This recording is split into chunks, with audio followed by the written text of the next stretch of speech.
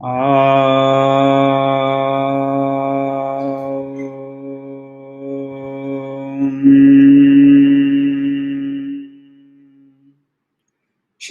गुरु गणेशाभ्याम नमः। हरिः ओम। गीता स्वाध्याय सेक्शन 81 में आपका स्वागत है। छठवां अध्याय के अध्ययन कर रहे हैं, आत्म संयम योग, और हम अभी 20वें श्लोक के ऊपर हैं। तो 20वां श्लोक और एक बार रिवीजन कर लेते हैं।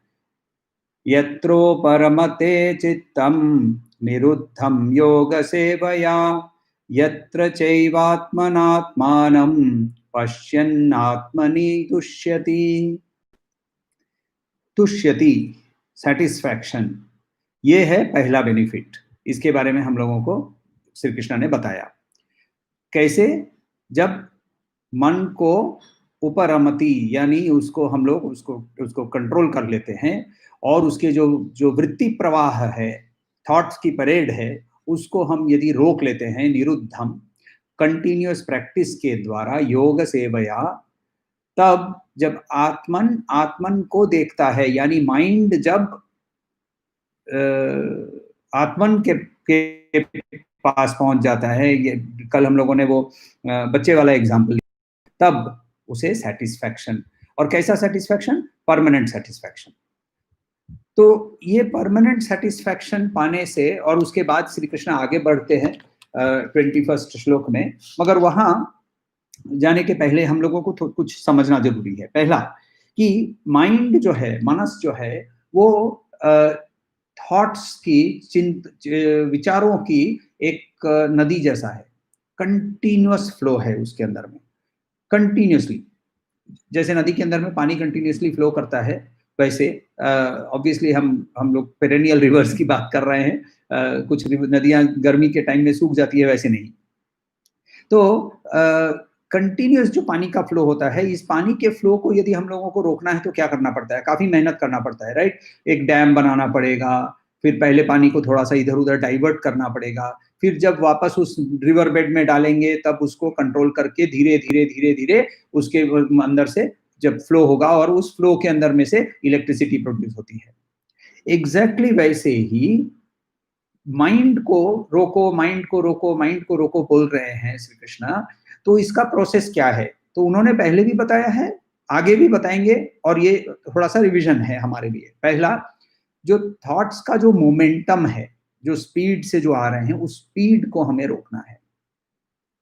तो उसको रोकने के लिए हम लोगों ने क्या किया? हम लोगों ने उपासना की। उपासना करने से क्या हुआ? माइंड को एकाग्र किया। एकाग्र करने पर वो उसके जो जो प्रवाह थी वो एक पॉइंट से सिर्फ निकलने लगी। दूसरा, तो उस मोमेंटम को रेगुलेट करने के लिए हम लोगों को अपने थॉट्स को रेगुलेट करना है। थॉट्स को रेगुलेट करने का मतलब उसको रीडायरेक्ट करना है। और रीडायरेक्ट करते समय पहले हम बाहर की ओर उपासना, और उसके बाद अबाउट टर्न करके भीतर की ओर। तो सब कुछ बाहर का जो है उसको त्याग करके भीतर। अच्छा, बाहर का जो त्याग कर रहे हैं वो घृणा से या दुख से नहीं, विवेक से, ये समझ के कि वो अनरियल है, उससे मुझे हर सुख में दुख का योनि है, ये श्री कृष्ण ने पहले भी बताया था। तो माइंड को अरेस्ट करना, सब्सटेंस यूज या डीप स्लीप, स्लीपिंग पिल्स, ऐसी कुछ चीजों से भी माइंड बंद हो जाता है, इसके बारे में बात नहीं की गई है। तो इस प्रोसेस में निरुद्ध वर्ड जो यूज किया है श्री कृष्ण ने, तो उसके इसीलिए उन्होंने बोला है कि माइंड को एक्टिवली उसको क्वाइटन करना है।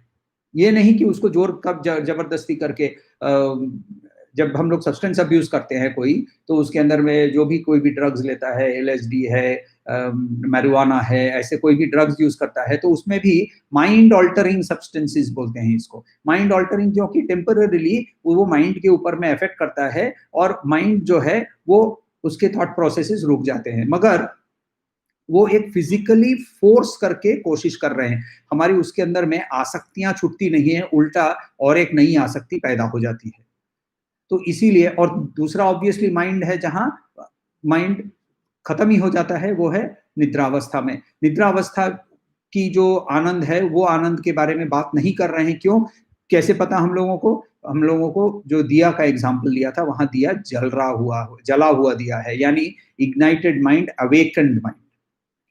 तो ये माइंड जब मनस जो कॉन्शियसली सचेत होकर इसे हम जब रोकते हैं, तब हमारा जो निहित सत्य है, इनहेरेंट ट्रूथ जो है हमारा, वो है आनंद, वो बर्स्ट, एकदम बर्स्ट करके ऊपर से आ जाता है। तो वॉल्केनो के जैसे निकल के आ जाता है। तो उसके बारे में श्री कृष्ण 21वें श्लोक के अंदर में बताते हैं। 21वां श्लोक ले लीजिए। सुखम आत्यांतिकम यत्तद् बुद्धिग्राह्यम अतीन्द्रियम वेत्ति यत्र न चैवायं स्थितश्चलति तत्वतः। एक एक करके वर्ड्स लेते हैं, समझते हैं पहले। सुखम यानी आनंद या हैप्पीनेस। अत्यंतिकम, अंतिकम यानी जो खत्म हो जाता है। अति अंतिकम यानी जो खत्म नहीं होता है। लिमिटलेस, एंडलेस, इनफाइनाइट, ऐसे हम वर्ड्स यूज कर सकते हैं। यत यानी जो यत तद। बुद्धिग्राह्यम, बुद्धि से जिसको हम पकड़ सकते हैं। बुद्धिग्राह्य, ग्राह्य का मतलब जो पकड़ना। तो बुद्धिग्राह्यम अतीन्द्रियम, इंद्रियों के परे है वो। वेत्ति यानी जानता है, यत्र वहां, जहां, यत्र माने वहां या दस, न नेवर, चैव च एंड, एव सर्टेनली, स्थित वहां बैठता हुआ या एस्टैब्लिश हुआ। स्थित, चलती, चलती का मतलब चलना, वहां से मूव करना। स्थितश चलती, तो तत्वतः, तो वहां यहाँ न चैवायम स्थितश चलती, यानी न चलती, वहां से हिलता नहीं है। तत्वतः, उस सत्य से। यानी मीनिंग क्या हुआ कि इस योग के द्वारा जब ये हमें समाधि का एक्सपीरियंस होगा, तो जब हम इस अत्यंतिक सुख जो है, लिमिटलेस आनंद का जब अनुभव करेंगे, तब हम उस सत्य से कभी भी नहीं हिलेंगे। तो यहाँ पहले इसके अर्थ के अंदर में जाने के पहले हम लोग एक बार उपनिषद के अंदर में देखें कि उपनिषद क्या बोलता है इसके बारे में। तो वहां बहुत सुंदर से उपनिषद बोलता है कि बृहदारण्यक के उपनिषद के अंदर में वहां बहुत सुंदर से बताया गया है कि जब एक महान एक पेड़ होता है, मान लीजिए एक पेड़ है, तो ऐसा ही व्यक्ति भी है, तो उसके पूरा वर्णन करता है। तो वर्णन करके बोलता है कि वो पेड़ जब गिर जाता है, पेड़ जब वापस पैदा होता है, पेड़ के जड़ों से पेड़ वापस आ जाता है, मगर यदि जड़ को ही खींच कर यदि निकाल दिया जाए, जड़ को ही खींच कर निकाल के सुखा दिया जाए। गीव पटेल करके एक इंडियन कवि हैं, उन्होंने ऑन किलिंग अ ट्री करके एक कविता लिखी थी। उस ऑन किलिंग अ ट्री के अंदर में वो एग्जैक्टली इसी चीज के बारे में बताते हैं कि जब चीज के जड़ से उसको निकाल दिया जाए, तो फिर वापस क्या जन्मेगा वो? तो यज्ञवल्क्य बोलते हैं वहां कि नहीं, वो कभी भी वापस नहीं जन्मेगा। उपनिषद बोलता है कि ऐसी अवस्था जहां से उसके जो भी सारे जड़ों से उसके सारी जो नेगेटिव, जो अनरियल चीज है, वो जब निकाल दी जाती है, तब सिर्फ ब्रह्मन ही रह जाता है। और ब्रह्मन क्या है? आनंद है और चेतना है। तो यहाँ वो बोलते हैं कि विज्ञानम आनंदम ब्रह्म रातिर्धातु परायणम तिष्ठमानस्य तत्विदा। जो यज्ञ करता है, रातिर धातु, यानी जो धन लोगों में बांटता है। धन बांटने का मतलब होता है यज्ञ करने पर दक्षिणा देनी पड़ती है, डिस्ट्रीब्यूशन ऑफ वेल्थ होता है। तो वैसे व्यक्ति को भी यदि वो ये पहचाने, यानी याद रखिए कर्म से हम लोगों को अलग हो जाना है, तो इसीलिए यहाँ स्पेसिफिकली बताया कि जो कर्म कर रहा है यदि उसको नॉलेज होता है, विज्ञानम आनंदम ब्रह्म, वो यदि उसको समझ में आता है कि विज्ञानम नॉलेज और आनंदम ब्रह्म है, तो यदि दान करने वाला, धन को डिस्ट्रीब्यूट करने वाला कर्म में फंसा हुआ व्यक्ति भी उसको भी मुक्ति मिल सकती है। याज्ञवल्क्य यहाँ बहुत क्लियरली उसके बारे में बताते हैं। ये आनंद जो है अत्यंतिक सुखम जिसके बारे में बताया है, इसके बारे में हम लोगों ने पहले भी देखा था। तैत्तिरीय उपनिषद के अंदर में इस आनंद को डिस्क्राइब करने की कोशिश की। तैत्तिरीय उपनिषद में क्या बोल रहे हैं कि यदि एक व्यक्ति को लीजिए, यंग है, स्वास्थ्य उसका अच्छा है और उसको वेदों का ज्ञान है, उसके पास बहुत धन है, तो ऐसा जो सुख है ये मनुष्य सुख, एक यूनिट इसको माना यदि जाए, तो ब्रह्म सुख को डिस्क्राइब करते हुए एंड वो तैत्तिरीय उपनिषद में वहां से वो गंधर्व सुख से देव गंधर्व सुख, देव गंधर्व से सुख से देव सुख इत्यादि इत्यादि करते करते इंद्र सुख, ब्रह्म प्रजापति सुख, इंद्र सुख, बृहस्पति सुख, प्रजापति सुख और उसके बाद ब्रह्म सुख, ये इस पूरे लेवल तक जाते जाते 100 to the power 10, 100 to the power 10 आप यदि नंबर गिनेंगे तो काफी लाखों करोड़ों का नंबर आ जाता है। तो ये एक डिस्क्रिप्शन की कोशिश है, क्योंकि ये आनंद को कोई भी डिस्क्राइब नहीं कर पाता है, अनुभूति जरूर हो सकती है।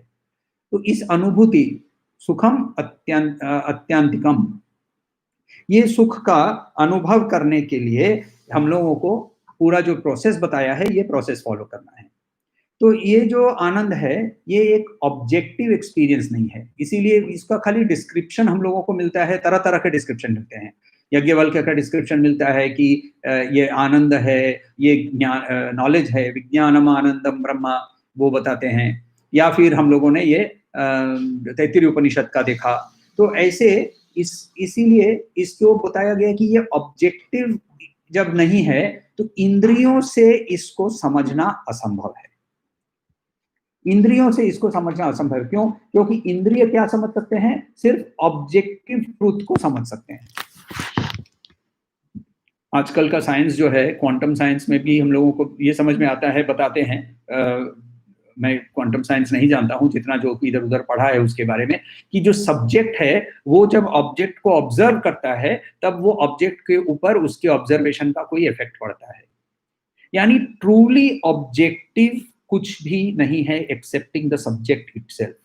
और सब्जेक्ट कौन है? आई। तो मेरे ऑब्जर्वेशन के माध्यम से जो, यानी अतीन्द्रिय यहां क्यों बोल रहे हैं? क्योंकि हमारी सारी ऑब्जर्वेशन इंद्रियों के माध्यम से ही होती है। एग्जाम्पल लेते हैं, जब हम नींद में होते हैं, गहरी नींद में होते हैं, तो हमारे कोई भी सेंसेस काम नहीं करते हैं। हम ना तो सूंघते हैं ना सुनते हैं। अभी कुछ दिन पहले का एक्सपीरियंस है कि एक व्यक्ति सो रहा था और मैंने देखा कि उसके बेटे ने आके वो नींद में था और उसके पैर भी दबाए। तो ये डेली रिचुअल है उनका कि सोने के समय बेटा आकर पैर दबा के चला जाता है। तो बेटा आता है, पैर दबाता है, चला जाता है। ये व्यक्ति सो रहा है। थोड़ी देर के बाद उसकी नींद खुल जाती है और वो अपने बेटे को बुला के बोलता है, बेटा तूने आज को पैर नहीं दबाया। बेटा बोलता है, पापा मैं तो पैर दबा के गया। तो पैर दबाया, वो भी उसको होश नहीं है। क्यों? क्योंकि गहरी नींद में था, तो उसको स्पर्श जो है वो भी जीरो था। ये है नींद की अवस्था, यानी इंद्रिय वहां बंद हो गए, मगर आनंद का अनुभव हुआ। तो वो आनंद का अनुभव कहाँ हुआ? मन में हुआ। क्या? क्योंकि मन भी वहां बंद हो गया था। देखिए, मनस का जो का काम है वो है इमोशंस, नॉर्मल काम, feeling. Mind is a feeler, body is a perceiver. तो माइंड जो है वो वहां कोई फीलिंग भी नहीं आ रही है। तो ऑल्दो श्री कृष्ण ही खुद ही भगवत गीता में माइंड को सिक्स्थ सेंस बताते हैं, तो यहाँ जब अतीन्द्रिय वर्ड यूज किया है तो ये मन के भी परे है, मन के भी परे है। तो ये आनंद को हम कहाँ से समझते हैं? बुद्धि के माध्यम से, बुद्धि यानी हायर इंटेलेक्ट के माध्यम से ये समझ में आता है। एग्जाम्पल एक वर्ड लेते हैं कि sincerity, I am careful, I am sincere, ये क्या है? ये वर्ड्स क्या है? देखिए, सिंसियरिटी क्या है?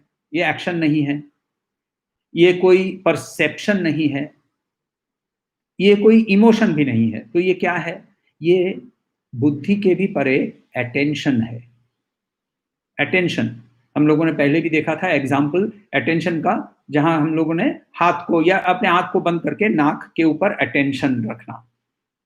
तो अटेंशन यानी वहां जब हम आत्म केंद्रित हो जाते हैं वहां उसके ऊपर, तो उसे अटेंशन बोलते हैं, उस विचार को बंद करके। तो इसीलिए यहाँ हमारी इसकी एक्चुअल एक्सपीरियंस मगर हमारी है नहीं, और इसको हमारे पास कंपेयर करने के लिए भी कुछ नहीं है। हम किसके साथ इसको कंपेयर करेंगे? तो इसीलिए हम ना कंपैरिजन के माध्यम से ही जीते हैं। तो जैसे कंपैरिजन के माध्यम से जीते हैं, यानी जैसे यदि किसी को, अरे आपने ये एडवर्टीजमेंट देखा होगा, वो जो साबुन का एडवर्टीजमेंट, तो सफेद है, फिर दूसरा शर्ट आ जाता है और वो उससे सफेद है। तो दो शर्ट जब कंपेयर करते हैं तब पता चलता है कौन सा ज्यादा सफेद है। अंधेरा है तो कैसे पता चलता है? उजाले के साथ कंपेयर करके। दुख है तो कैसे पता चलता है? क्योंकि पहले किसी सुख को का उपभोग हुआ था। तो हर चीज के अंदर में हम कंपैरिजन के माध्यम से ही चलते हैं, और इसीलिए जब हम शब्द यूज करते हैं इस ऐसे जिस अनुभूति के बारे में कोई शब्द है ही नहीं, तब इसे सिर्फ जो हम जानते हैं उसी के माध्यम से ही इसको एक्सप्लेन कर सकते हैं। और इसीलिए यहाँ तरह तरह के एग्जाम्पल्स हम लोगों को यूज करने पड़ते हैं। तो श्री कृष्ण यहाँ एक वर्ड यूज कर रहे हैं, अत्यंतिकम, uninterrupted, limitless. The concept of infinity is not graspable by human mind. अब ह्यूमन माइंड जो है वो इन्फिनिटी का कॉन्सेप्ट ही ग्रास्प नहीं कर सकता है। जब विश्वरूप दर्शन के बारे में जब हम लोग अध्ययन करेंगे तो वहां भी अर्जुन को जब विश्वरूप देखकर उसे डर लग जाता है, क्योंकि जब इन्फिनिटी उसके सामने दिखती है तो उसको लगता है कि अरे ये क्या हो रहा है, ये क्या हो रहा है। एक झलक इन्फिनिटी की श्री रामकृष्ण ने नरेन को दी थी, तब वो स्वामी विवेकानंद नहीं थे, और पैर के टच के माध्यम से एक इन्फिनिटी का डिस्क्रिप्शन दिया था, एक अनुभूति दी थी, और वो नरेन वहां, ये क्या कर रहे हो तुम, ये मुझे क्या कर रहे हो, बताने लगे थे। तो ये हम लोगों के अंदर में डर आ ही जाता है, क्योंकि इट इज कंप्लीटली अननोन। इसीलिए जब हम लोग ध्यान अवस्था में बैठते हैं तो वहां निर्भीह, विदाउट फियर हम बैठने के लिए भी बताया गया है, श्री कृष्ण ने बताया था। अतीन्द्रिय, इंद्रियों के परे, इंद्रियों के परे, मगर किससे ग्रास्प करेंगे, उसको कैसे समझेंगे? बुद्धि ग्राह्यम, बुद्धि के माध्यम से उसका एक इंटुइटिव अंडरस्टैंडिंग हो सकता है। इंद्रियों के परे, देखिए इंद्रिय का मतलब होता है, हमारे इंद्रिय कितने हैं? इंद्रिय 10 है, राइट? 5 ज्ञान इंद्रिय, ऑर्गन्स ऑफ परसेप्शन, 5 कर्म इंद्रिय, ये ऑर्गन्स ऑफ एक्शन। तो 5 और 5 10, जो 10 इंद्रियों के साथ ही जीता है उसका नाम होता है दशानन। और जो इन 10 इंद्रियों से परे हो जाता है उसका नाम होता है दशरथ। और दशरथ का ही पुत्र राम हो सकता है, क्योंकि इंद्रियों से परे होने पर ही राम यानी आत्मन, आनंद उत्पन्न होता है। तो इसीलिए राम दशरथ के ही पुत्र हो सकते हैं, दशानन के पुत्र कभी भी नहीं हो सकते हैं। तो ये बहुत, देखिए हमारे पुराणों के अंदर में जो स्टोरीज है, इतिहासों के अंदर में जो स्टोरीज है, इनको हम लोगों को उसके जो एक्चुअल मीनिंग है वो समझना जरूरी होता है। योगी जब इसका एक्सपीरियंस करता है, यानी वेत्ती, यहाँ हम लोगों ने वर्ड देखा वेत्ती, जब वो जानता है, समझता है, वेत्ती, तो कैसे समझता है वो? उसके विवेक के माध्यम से, ट्रेन्ड विवेक, विवेक के माध्यम से, तब वो इस जगह से और अब कभी भी नहीं हिलता है। तो हम लोगों को श्री कृष्ण ने पहला गुण क्या बताया? तुष्टि। अब क्या बता रहे हैं? एवरलास्टिंग ब्लिस, सुखम अत्यंतिकम। तो यहां से वो कभी भी नहीं हिलता है, ना एव चलती, यहां से कभी भी वो हिलता नहीं है। कहां से? तत्वतः, उस रियलिटी से, उस जगह से जहां वो पहुंच चुका है, उधर से वो हिलता नहीं है। बुद्धिग्राह्यम बताने का मतलब है कि बुद्धि वहां जागृत अवस्था में है, बुद्धि पकड़ रही है, बुद्धि समझ रही है। तो ये यानी अगेन डीप स्लीप का जो एक्सपीरियंस है उसको श्री कृष्ण निगेट कर देते हैं। वो बोलते हैं डीप स्लीप वाला ब्लिस की बात नहीं कर रहा हूँ, डीप स्लीप के आनंद की बात नहीं कर रहा हूँ, मैं तुमको इसके बारे में बता रहा हूँ जहां की तुम्हारी बुद्धि उसको समझ सके। तो ये एक्सपीरियंस से क्या होता है? एक आनंद का अनुभव होता है, और इस आनंद के अनुभव को वहां श्री कृष्ण उपनिषद के अंदर में इस आनंद के अनुभव के बारे में क्या बताया है कि ये आनंद जो है ये कैसा होता है। तो वहां ये बताते हैं कि एको एको वशी निष्क्रियाणाम बहु नामेक बीजम बहुधा यः करोति तत्मास्थम ये नु पश्यन्ति धीरास्तेषां सुखम शाश्वतम नेतरेषाम। यानी जो एक है, जो बिना जो जो दूसरों को कंट्रोल करता है, सो दूसरे का जो कंट्रोलर है वो बहुत के अंदर में फैल गया है, और वो अपने आप के अंदर में हम जब उसको देख सकते हैं तब शाश्वतम सुखम न इतरेशम। तो दूसरों को ये सुख नहीं मिलता है, जब उसको हम पहचानते हैं तभी हमको ये सुख मिल सकता है। तेषाम शाश्वतम सुखम, एवरलास्टिंग ब्लिस, शाश्वतम, शाश्वतम मन का मतलब एवरलास्टिंग। तो ये एवरलास्टिंग ब्लिस जो है वो अपने आप को पहचानने पर ही पैदा होता है। और ये जो कंप्लीट ब्लिस है ये इंडिविजुअल एक्सपीरियंस से आता है। इंडिविजुअल एक्सपीरियंस में हम लोगों को ये समझना जरूरी होता है। और ये इसका और एक वर्णन उपनिषद देता है, वो वहां बोलता है कि सर्वदा समरूपोस्मि शांतोस्मि पुरुषोत्तमम एवं स्वानुभाव यस्य सोहम अस्मि न संशयः, without doubt I will know that I am that, सोहम अस्मि न संशयः, कोई बिना संशय के, बिना कोई डाउट के मुझे पता चल जाएगा कि मैं वो हूं, सोहम अस्मि। कैसे पता चलेगा? मुझे पर्सनल एक्सपीरियंस से पता चलेगा। एवं स्वानुभाव यस्य, सो जब पुरुषोत्तम यानी दैट हाईएस्ट बीइंग, उसकी जब पहचान होती है तो वो कैसा है? समरूपोस्मि शांतोस्मि, तो मैं शांत हूं, मैं समरूप हूं, मैं सर्वदा सब जगह में उपस्थित हूं, वैसा ही पुरुषोत्तम हूं मैं। ये स्वानुभाव होने पर मुझे पता चल जाता है कि मैं ही वो हूं, और इसके बारे में कोई भी संशय नहीं होता है। सुख का ऑपोजिट क्या? सुख जो वर्ड है इसका ऑपोजिट क्या? सुख का वर्ड का ऑपोजिट हम लोगों को पता है, दुख। आनंद का ऑपोजिट क्या? संस्कृत की भाषा के अंदर में आनंद का कोई दूसरा ऑपोजिट वर्ड नहीं है, क्योंकि आनंद ऐसी जगह है जहां ये सारे द्वंद्व जो हैं वो खत्म हो जाते हैं, वहां कोई भी द्वंद्व बाकी नहीं रहता है। तो आनंद, किसी ने निरानंद वर्ड यूज किया था ऐसे डिस्क्रिप्शन के समय। निरानंद का मतलब है विदाउट आनंद, मगर ये उसका ऑपोजिट नहीं है। तो आनंद का ऑपोजिट है ही नहीं, संस्कृत की भाषा में एटलीस्ट नहीं है। तो यहाँ प्लेजर, पेन, सक्सेस, फेलियर, ये जितने सारे जो द्वंद्व हैं ये द्वंद्वातीत हो जाते हैं। हम ये द्वंद्वातीत अवस्था के बारे में यहाँ बताते हुए बताते हैं कि सुखम अत्यंतिकम। तो यहाँ मैं आनंदित हूं ऐसा नहीं है। मैं जैसे मान लीजिए कि हम लोग बोलते हैं कि ये चीनी मीठी है, ये गुड़ भी मीठा है, ये शहद भी मीठा है।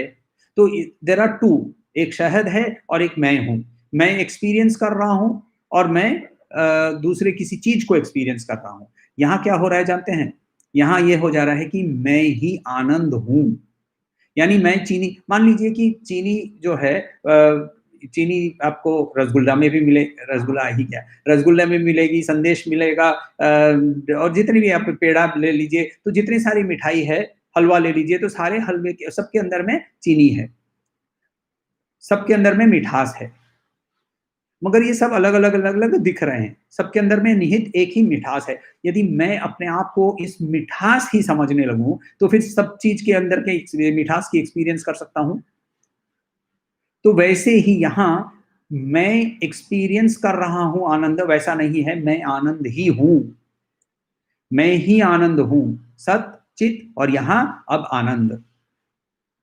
तो ये कब हो सकता है? जब हमारे बुद्धि के अंदर में से सत्व ही एकमात्र रह जाता है। वेदांत में ऐसे सत्व को शुद्ध सत्व बताया जाता है। हमारे अंदर में 3 गुण हैं। ये इसके बारे में हम लोगों ने पहले थोड़ा-सा देखा था, अगले चैप्टरों में लास्ट वाले 6 से चैप्टरों के अंदर में हम लोग 3 गुणों के बारे में बहुत डीपली देखेंगे। मगर यहाँ इतना समझ लें कि जब हमारे बुद्धि के अंदर में से, जब हम उसके अंदर में कोई भी ट्रेस ऑफ रजस या तमस नहीं रहे, दोनों ही कंप्लीटली साफ कर दें। और ये साफ करने के लिए ये जो रिमूव इम्प्योरिटीज बार बार श्री कृष्ण बताते रहते हैं, ये है प्रोसेस। जो पूरे प्रोसेस के माध्यम से जब हम ये पूरे सारी इम्प्योरिटीज को रिमूव कर लेते हैं, जितने सारे कलमश वर्ड यूज किया था पहले, किलबिशम, कलमशम, सो ऐसे जब वर्ड्स जो हैं वो जब हम लोग इसको हटा लेते हैं, अपने मन के ऊपर में जितने सारे आवरण हैं वो जब हट जाते हैं, तब ये जो बुद्धि है ये ऐसे सत्य को ग्राह्य पकड़ सकती है। बुद्धि ग्राह्यम। तो ये है सचेत होकर एक आनंद का अनुभव। तो ये जब हम सचेत होकर इस आनंद का अनुभव करते हैं, सुखम अत्यंतिकम, तो मन जो है ना वो वापस बार बार वहां जाते रहता है, बार बार वहां जाते रहता है, फिर इधर उधर नहीं भटकता है। वृंदावन में श्री कृष्ण थे और रात को पूर्णिमा की रात होती थी और वहाँ यमुना के तट पे वो बांसुरी बजाते थे और सारी गोपियाँ अपने घर को छोड़कर, अपने पतियों को छोड़कर, अपने पुत्रों को छोड़कर, अपना घर छोड़कर वहाँ चली जाती थी और वहाँ वो रासलीला करती थी। कृष्ण आत्मन है और गोपियाँ जो है ये हमारी मन के अंदर में वृत्ति प्रवाह है। जब वृत्ति प्रवाह जब आत्मन की ओर एक बार खींच के चला जाता है, तब क्या होता है, दिन के समय जब बांसुरी नहीं बज रही होगी, तब गोपियों को दूध दोना है, मक्खन बनाना है, मथुरा ले जाकर उसे बेचना है, मगर मन कहाँ रहता है उस समय गोपियों का? कृष्ण की रासलीला पर। वैसे ही हमारा भी मन, यदि हम लोग एक बार वो एक्सपीरियंस हो जाए, तो वो बार बार मन वहां चले जाता है, बार बार मन वहां चला जाता है, क्योंकि एक बार आप हम लोगों ने वो अमृत का यदि सेवन कर लिया है, तो उस आनंद सुखम अत्यंतिकम।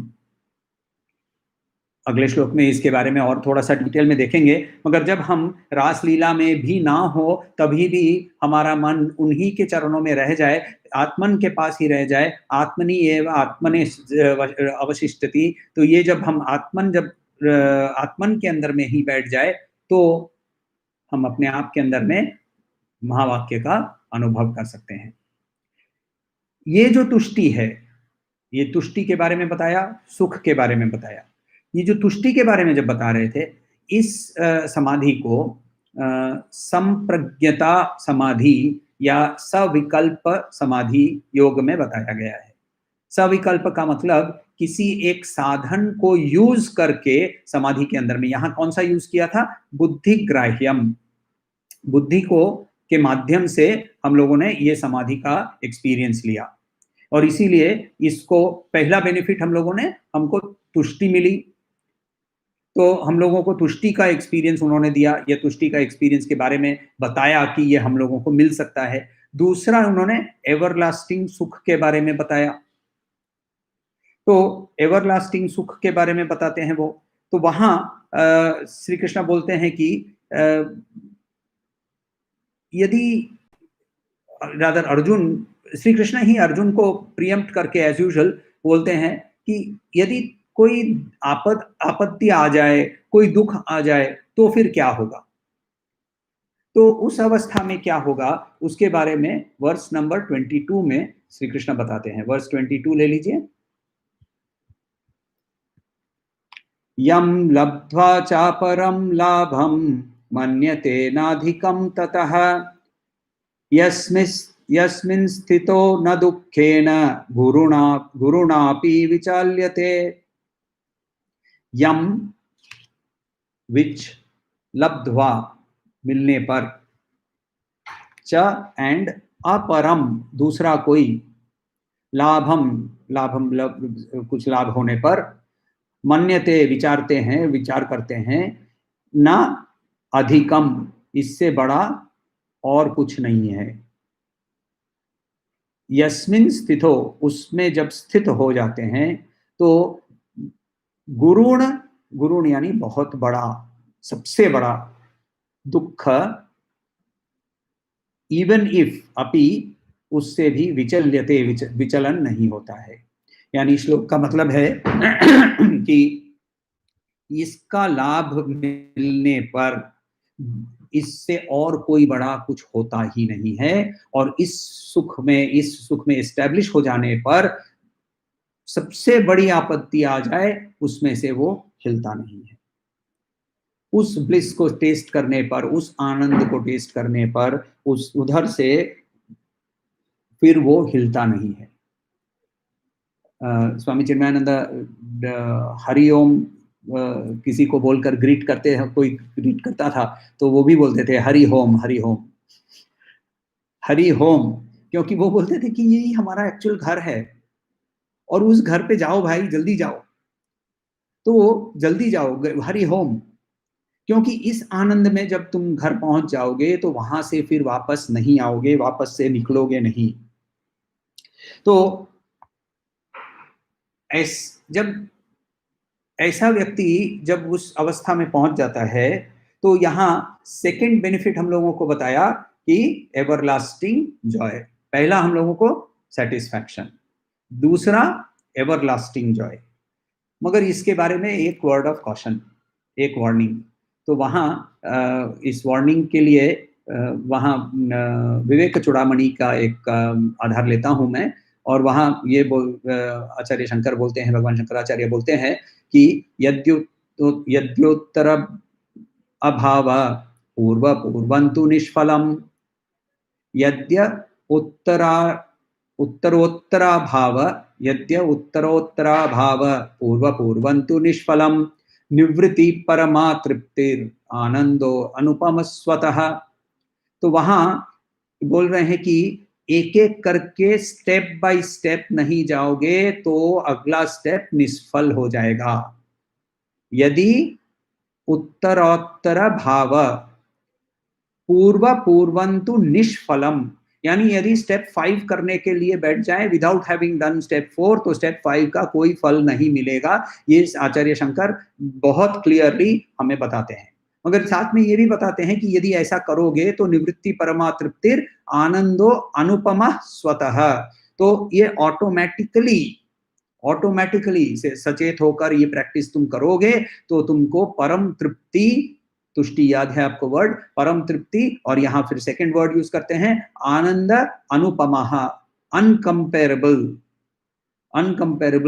आनंद ऑटोमेटिकली आ जाएगा। मगर अगेन कॉशन क्या था यहाँ, स्टेप बाय स्टेप कर्मयोग से शुरू करना पड़ेगा। कर्मयोग करके, कर्मयोग से यज्ञ, यज्ञ से फिर उपासना, कर्म संन्यास इत्यादि इत्यादि, ये पूरे जो प्रोसेस हम लोगों के सामने रखा हुआ था श्री कृष्ण ने, ये पूरा प्रोसेस यदि नहीं फॉलो करेंगे तो यहाँ हम नहीं पहुंच सकते हैं। तो खैर ये तो एक असाइड था कि ये बार बार हम लोगों को समझना जरूरी है कि सीधा जाकर आसन लगाकर बैठ जाएंगे तो ये सब कुछ नहीं मिलने वाला है, क्योंकि हमारा माइंड ट्रेंड नहीं है, हमारा विवेक जागृत नहीं है। तो इसीलिए हम लोगों को कुछ भी नहीं मिल सकता है। तो इसीलिए ये पूरा प्रोसेस हम लोगों को फॉलो करना है, ये थोड़ा-सा बताना था मुझे। एक चीज़ देखिए, ये जो आनंद का जो जो सोर्स है, इसका जो गोमुख है, वो मन को शांत करने से ही आता है, इतना हम लोगों ने पहले भी देखा हुआ है। तो कल भी हम लोगों ने वो मॉन्ट ब्लैंक पेन का एग्ज़ाम्पल देखा।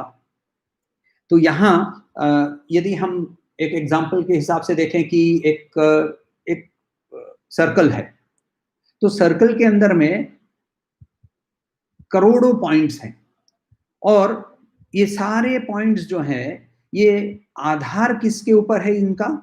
सेंटर के ऊपर। सेंटर पे पहुंच जाने पर पता चलता है देयर इज वन पॉइंट, मगर उस सेंटर से थोड़ा भी आगे चले जाएं there are millions of points.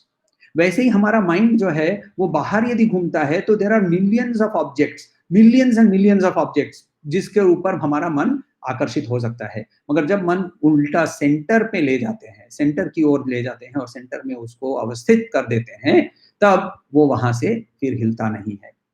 तो इसके बारे में भी विवेक चूड़ामणि के अंदर में बहुत सुंदर से बताया है, न निरोधो न चोत्पत्तिर न बुद्धो न च साधकः न मुमुक्षर न वै मुक्त इत्येषा परमार्थता। इस अवस्था में वहां मृत्यु भी नहीं है, न निरोधो न उत्पत्ति, कहा वहां जन्म भी नहीं है, न बद्धो कोई बंधा हुआ भी नहीं है, न च साधक कोई साधु कोई जो खोज रहा है, मुक्ति खोज रहा है, वैसा भी कोई नहीं है, न मुमुक्षुर मुक्ति खोजने वाला भी नहीं है और मुक्त भी नहीं है, क्योंकि वहां जाकर सारे डेफिनेशंस ही खत्म हो जाते हैं। इत्येषा परमार्थता, ये ही है परम सत्य, श्री भगवान शंकराचार्य बताते हैं। तो प्रैक्टिस करते करते करते जब योगी इस अवस्था से अपने आप के अंदर में से जब बॉडी माइंड और इंटेलेक्ट का आइडेंटिफिकेशन से वो मुक्त हो गया है और उसने अपने आप को उसके आत्मन को ही रियल सेल्फ समझ लिया है, तब कोई भी दुख उसको छू नहीं सकता, क्योंकि दुख और सुख सिर्फ बॉडी माइंड और इंटेलेक्ट के मॉडिफिकेशंस हैं। बॉडी के अंदर में अभी हमारे अंदर में एक बॉडी का साइज छोटा था, फिर वो बड़ा हुआ, फिर और बूढ़ा हो जाएगा। तो ये सारे जो बॉडी का मॉडिफिकेशंस है, इसके अंदर में से उसके अंदर में उसका सुख भी है और दुख भी है। जब यौवनावस्था होती है तो ये टर्म मैं बहुत बार यूज करता हूँ, बोलते हैं इमॉर्टैलिटी ऑफ यूथ। यूथ ये समझता है कि मैं अमर हूँ। क्यों? क्योंकि उसके अंदर में जोश होता है, उसकी बॉडी फ्लेक्सिबल होती है, वो कुछ भी कर सकता है, शारीरिक रूप से वो कुछ भी कर सकता है। जब उम्र हो जाती है तो नींद से उठते समय खट खुट आवाज भी आते हैं। ये क्यों होता है? क्यों? पकड़ने लगी है। तो ये बॉडीली मॉडिफिकेशन है। वैसा ही मेंटल मॉडिफिकेशन, इंटेलेक्चुअल मॉडिफिकेशन। तो ये बॉडी माइंड इंटेलेक्ट के मॉडिफिकेशन के अंदर से यदि हम परे हो जाते हैं तो हम आत्मन के साथ आइडेंटिफाई करते हैं, तो दुख सुख, प्लेजर पेन, सक्सेस फेलियर दोनों जब से परे हो जाते हैं। तो इसीलिए यहाँ श्री कृष्ण बोल रहे हैं इस व्यक्ति के बारे में कि यस्मिन स्थितो न दुखेन गुरुणापि विचल्यते। गुरुण का मतलब सबसे बड़ा, दुख गुरुण दुख, गुरुण दुख सबसे बड़ा दुख। कौन सा दुख? तो यहाँ जब देखिए, pain is bound to be there, body है तो पेन होगा। सफरिंग इज अ चॉइस, मैं उसको सफर करूंगा कि नहीं करूंगा उस पेन को, ये मेरा चॉइस है। और वो चॉइस कहां से आता है? ये आइडेंटिफिकेशन से आता है। किस चीज के साथ हम आइडेंटिफाई करते हैं, उस आइडेंटिफिकेशन के माध्यम से ही ये चॉइस आता है कि मैं शरीर रूपी जो पंच धातु है, इसके साथ यदि आइडेंटिफाई करता हूं तो फिर मुझे पेन और सफरिंग दोनों ही सफर करने पड़ेंगे, दोनों ही आएंगे। और यदि इनसे मैं परे हो जाता हूं, बॉडी आइडेंटिफिकेशन से मुक्त हो जाता हूं, तो फिर मुझे सफरिंग नहीं होती है। सबसे बड़ी सफरिंग जो है वो है मृत्यु भय, और ये मृत्यु भय भी नहीं रहता है। आप्तजन की मृत्यु का भय और स्वमृत्यु का भी भय। मृत्यु का भय हमारे अंदर में निहित है क्योंकि बॉडी के आइडेंटिफिकेशन है। जिस दिन बॉडी का आइडेंटिफिकेशन से मुक्त हो जाते हैं तो मृत्यु भय भी नहीं रहता है। इसका मतलब ये नहीं कि मृत्यु भय नहीं है तो इसीलिए अभी सामने से बस आ रही है तो मैं आगे से रास्ता क्रॉस कर जाऊंगा, बस आके मार देगी, कोई मुझे चिंता नहीं है, वैसा नहीं। शरीर का देख रेख करना देहो देवालय प्रोक्त तो हम लोगों ने पहले देखा हुआ है, तो देह को देख रेख करना ये तो जरूरी है, मगर उसके साथ कोई अटैचमेंट नहीं रहती है। तो इसीलिए के देह नश्वर है ये समझ लेना, और जो देही है वो नश्वर नहीं है, वो अमर है, ये भी समझ में आ जाता है। शारदा माँ के बारे में बताते हैं कि ऑब्वियसली श्री रामकृष्ण पहले चले गए तो उनको एक विधवा का जो वेश होता है वो वेश धारण करने की इच्छा हुई थी, तो वो अपना कपड़ा त्याग करने वाले थे और ऑर्नामेंट्स त्याग करने वाले थे। तो वहाँ स्वामी गहनानंद करके उनके शिष्य हैं, रामकृष्ण मिशन के स्वामी जी हैं, और उनकी किताब के अंदर में लिखा हुआ है ये माँ शारदा के बारे में। तो उनको एज इफ ये लगा कि वो तो सिर्फ एक कमरे से दूसरे कमरे में ही गए हैं, और इसीलिए उन्होंने अपने जो चौड़ा लाल रंग का जो बॉर्डर होता है उसको सिर्फ छोटा कर दिया, लाल बॉर्डर की साड़ी उन्होंने रखी, और उन्होंने गहने, उनके हाथ में जो बालाएं थी वो बालाएं उन्होंने खोली नहीं। कि उस समय जो है कि विधवाएं कोई गहना नहीं पहनती थी और सिर्फ सफेद कपड़ा पहनती थी, तो उन्होंने वैसा नहीं किया क्योंकि वो उनके लिए वो रियलिटी थी कि ये सिर्फ शरीर जो है वो श्री रामकृष्ण परमहंस नहीं है, और उन्होंने तो सिर्फ कमरा ही बदला है। बॉडी आइडेंटिफिकेशन नहीं होकर श्री रामकृष्ण परमहंस के ही खुद के लाइफ के अंदर में लास्ट के टाइम में स्वामी विवेकानंद ने भी उनको टेस्ट किया कि ऐसी अवस्था के अंदर में जहां शरीर पूरा सूख गया है, आप यदि कभी गूगल करें उनके लास्ट फोटो तो दिखेगा कि वो शरीर कैंसर के कारण इतना छोटा हो गया था, वैसे शरीर के अंदर में से भी यदि वो अपने आप की आइडेंटिटी यदि वो प्रोक्लेम कर सकें तो फिर मैं मानूंगा। उन्होंने सिर्फ मन से ही सोचा था। स्वामी श्री रामकृष्ण परमहंस ने जोर आवाज से, जहां की आवाज निकलती नहीं थी उस आवाज से उन्होंने जोर करके निकाल के आवाज से कहा कि जो राम है वही कृष्ण है, और वही राम, जो राम है वो वही कृष्ण है, और वही राम कृष्ण है। भगवान रमण महर्षि के बारे में भी जानते हैं हम लोग कि उनके हाथ में कैंसर हुआ था, और उनका शरीर का जाना उस कैंसर के कारण ही हुआ, और उस कैंसर का ऑपरेशन करते समय उन्होंने बिना एनेस्थेसिया ऑपरेशन करवाया, क्या कि इतना दूर तक कि वो ऑपरेशन को करते हुए एल्बो के ऊपर में वो नजर से देख रहे थे कि ऑपरेशन हो रहा है। क्यों? क्योंकि उनका माइंड बॉडी में अटैच्ड ही नहीं है। स्वामी क्रियानंद के बारे में बताते हैं कि उनके बारे में कि उनका विजडम टूथ का एक्सट्रैक्शन विदाउट एनेस्थेसिया किया गया। आप और हम यदि कोई रूट कनाल करवाने जाएंगे तो उसके अंदर में हम लोग 4 इंजेक्शन लेकर करवाते हैं। उन्होंने अपने विजडम टूथ का एक्सट्रैक्शन बिना किसी एनेस्थेसिया के करवाया। क्यों? क्योंकि, और उसके बारे में उन्होंने बताया भी, उनकी किताब में कहीं लिखा है कि I just put my mind in another place, I do not put my mind and attach it to the body. तो ये है वो स्टेट जहां वो बोल रहे हैं यम लब्ध्वा चापरम लाभम मन्यते नाधिकम तथा ततः, यानी इससे ऊपर और कुछ है नहीं, ये इनकम्पेरेबल है, इसके ऊपर और कुछ नहीं मिल सकता है। एक्चुअली भगवान शंकराचार्य इसके बारे में बहुत दुख प्रकाश करके वो एक श्लोक उन्होंने भज गोविंदम में लिखा है कि वो बोलते हैं बालस्तावत क्रीड़ा आसक्तः तरुणी आसक्तः वृद्धस्ताव चिंता आसक्तः। तो वो बोलते हैं कि बच्चा जब होता है, बाल अवस्था जब होती है, तब क्रीड़ा आसक्त, खेलने में आसक्ति होती है।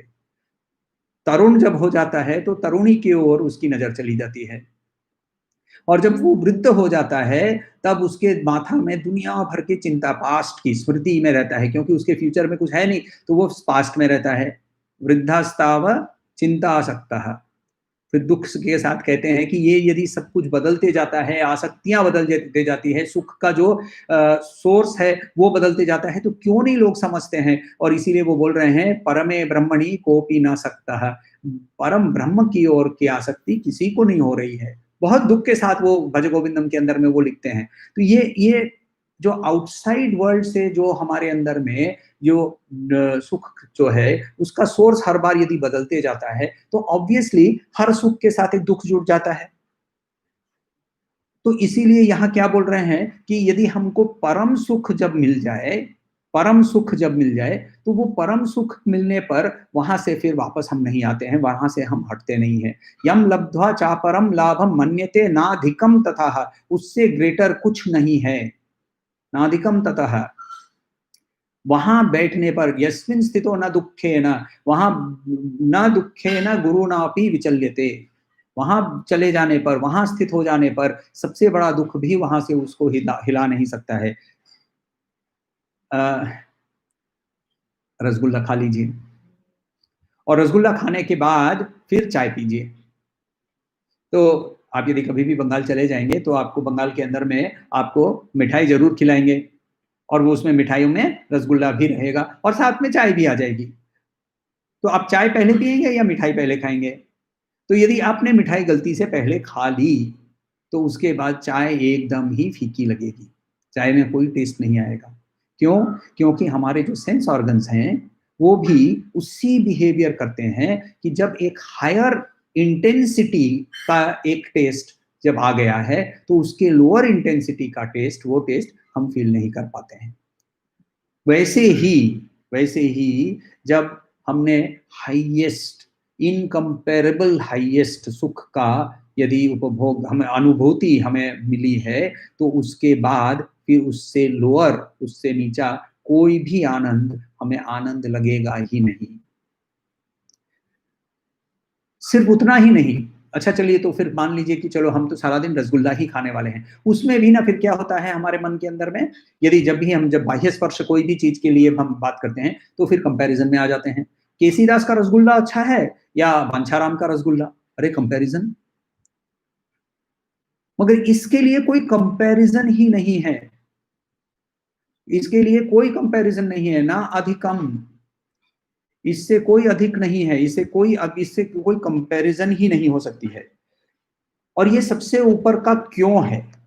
ये सबसे ऊपर का इसीलिए है क्योंकि वहां जो सारे सेंस ऑब्जेक्ट्स है ना, ये आत्मन के अंदर में जो आनंद है उसके कारण ही इनके अंदर में से सुख हम एक्सपीरियंस कर सकते हैं। आत्मार्थत्वेन ही प्रेयान विषयो न स्वतः प्रियः, विषय के अंदर में अपने आप ही उसके अंदर में वो प्रिय होने की कोई शक्ति नहीं होती है, आत्म के अंदर में उसकी शक्ति है और उसी कारण से आत्मार्थत्वेन ही प्रेयान विषयो न स्वतः प्रियः, स्वतः एव ही सर्वेषाम आत्मा प्रियतमो यतः, सबसे आत्मा bye its own nature is the most beloved, सबसे प्रिय आत्मन खुद जो है वो ही है। तो तत आत्मा सदानंद नास्य दुखम कदाचन, इस आत्मन को पहचानने पर कभी भी दुख का हमें एहसास भी नहीं होगा। ये जो आत्मन है, इसी आत्मन के कारण सब कुछ के ऊपर का आधार है। ये बृहदारण्यक के उपनिषद के अंदर में अगेन यज्ञवल्क्य, ये बहुत सुंदर कहानी है। वो क्या हुआ, यज्ञवल्क्य ऋषि के दो पत्नियां थी, मैत्री और कात्यायनी, और उन्होंने एक बार अनाउंस कर लिया कि अच्छा अब बहुत हो गया, अब मुझे तपस्या के लिए जाना है। तो यहाँ उनको बने द सिचुएशन इज कि उनके पास अपरा विद्या, उनके पास नॉलेज है, एक्सपीरियंस नहीं है। तो वो एक्सपीरियंस गेन करने के लिए वो वहां से जाकर तपस्या में जाना चाहते हैं, मनन करने के लिए जाना चाहते हैं। तो मैत्रेयी पूछती है कि तुम जो धन बांटने वाले हो, अच्छा वो बहुत धनी थे, उन्होंने राजा जनक के पास से हजारों गायों के कोई तर्क में बहुत सारी गायें जीती थी इत्यादि, बहुत उनके पास धन भी बहुत था। तो ये धन वो डिस्ट्रीब्यूट कर रहे हैं, डिस्ट्रीब्यूट करते समय वो कहा कि मैं दोनों वाइफों के अंदर में, दोनों पत्नियों के अंदर में मैं डिस्ट्रीब्यूट कर दूंगा। तब मैत्रेयी पूछती है कि ये धन मिलने पर मुझे परम सुख मिलेगा क्या? तो वहां यज्ञवल्क्य बोलते हैं, स होवाच यज्ञवल्क्यो न वा अरे पत्यु कामाय पति प्रियो भवन्त्यात्मनस्तु कामाय पति प्रियो भवति। तो वो बोलते हैं कि ना वा अरे पत्यु कामाय पति प्रियो भवत आत्मनस्तु कामाय पति ही, आत्मनस्तु कामाय पति ही प्रियो भवति। तो पति इसीलिए प्रिय है क्योंकि वो उसके अंदर में आत्मा की पहचान दूसरे को, जाया को दिखती है। क्योंकि उसके नेक्स्ट लाइन में वो पत्नी को जाया वर्ड यूज करके बोल रहे हैं कि नवा अरे जाया कामाय जाया प्रिया भवत्यात्मनस्तु कामाय जाया प्रिया भवति। आत्मन के कारण ही जाया भी प्रिय है। उसके बाद वो कंटिन्यू करते हैं उस वर्ष के अंदर में, पुत्र के बारे में बताते हैं कि नव अरे पुत्राणाम, धन के बारे में बताते हैं, नव अरे वित्तस्य। फिर वो बोलते हैं ब्राह्मण के बारे में, क्षत्रिय के बारे में, वैश्य के बारे में। तो वो बोलते हैं नवा अरे ब्रह्मणः, नवा अरे क्षत्रस्य, नवा अरे लोकानाम। तो ऐसे नव अरे देवानाम, देव के भी के प्रति भी हमारे यदि कोई प्रेम है, श्रद्धा है, तो वो प्रेम श्रद्धा सब जो है वो आत्मन के कारण ही पैदा होती है। अरे भूतानाम, नाव अरे भूतानाम कामाय भूतानी, सब सर्वभूतानाम, तो सारे जो सब कुछ के अंदर में प्रियाणी भवंती आत्मनस्तु कामाय भूतानी, प्रियन प्रियाणी भवंती, सब कुछ के अंदर में आत्मन है, इसीलिए उसके अंदर में से हमें उसके प्रति कोई प्रिय भाव, प्रेम भाव जाग सकता है, उसमें से हमें आनंद की अनुभूति होती है। तो इसीलिए उस आनंद को पहचानने के लिए, उस आत्मन को पहचानने के लिए, क्योंकि आत्मन और आनंद दोनों सेम है, आत्मन और आनंद को पहचानने के लिए मैं यहाँ से जाना चाहता हूँ। मैत्रेयी भी बोलती है कि मैं भी साथ जाऊंगी, खैर वो स्टोरी अलग है। तो हमारा अभी क्या होना चाहिए लक्ष्य? हमारा भी लक्ष्य क्या होना चाहिए? कर्मयोग से शुरू करें, कर्मयोग से शुरू करके धीरे धीरे ध्यान योग तक पहुंचे और फिर आसन में बैठकर ये समझें, अपने आप के अंदर में उस आत्मन को पहचाने, अपने सारे आवरण को निकालकर उस आत्मन की एक्चुअल रियलिटी को हम अपने आप को देखें, और तभी हम महावाक्य की सत्य को बोल सकते हैं, सो हम। प्रश्न हो तो पूछिएगा।